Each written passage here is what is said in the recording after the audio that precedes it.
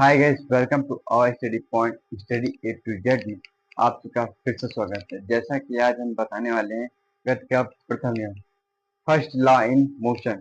ठीक है, जो कि हर साल बोर्ड एग्जाम में पूछा जाता है, क्लास 10 बोर्ड एग्जाम में पूछा जाता है। चलो चलते हैं बोर्ड स्क्रीन पर समझाने के लिए।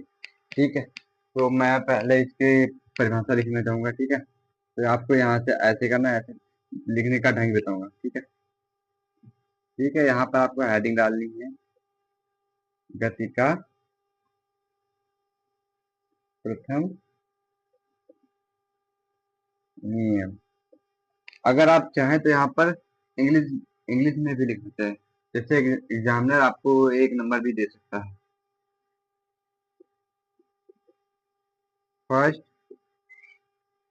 Law in motion. ठीक है, तो मैं लिख रहा हूँ यहाँ से, न्यूटन के अनुसार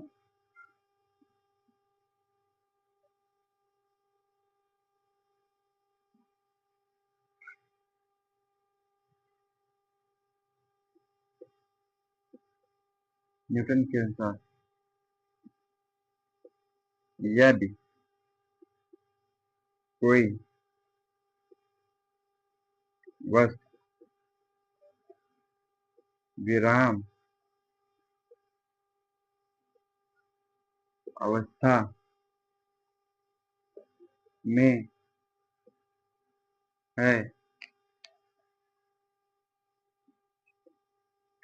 अवस्था में है तो वह विराम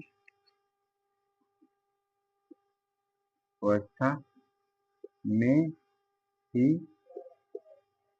रहेगी। चलो मैं इसको पहले समझाता हूँ।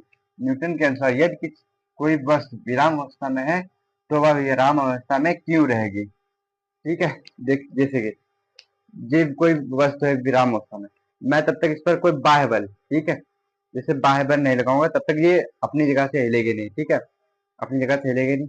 मैंने इसको बल लगाया तो वह ये गति की अवस्था में गई, फिर हटा दिया, फिर वो विराम अवस्था में हो गई। ठीक है, इसी के साथ। ठीक है, और इसकी अभी आधी और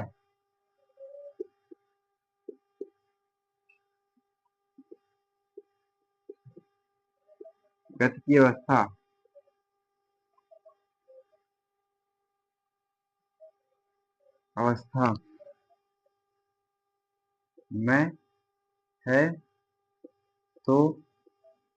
है तो वह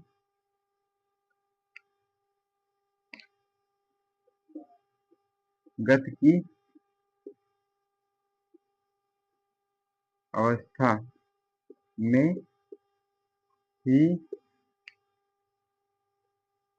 रहेगी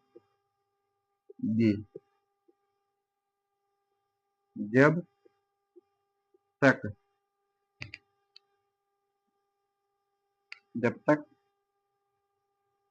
उस पर कोई बाह्य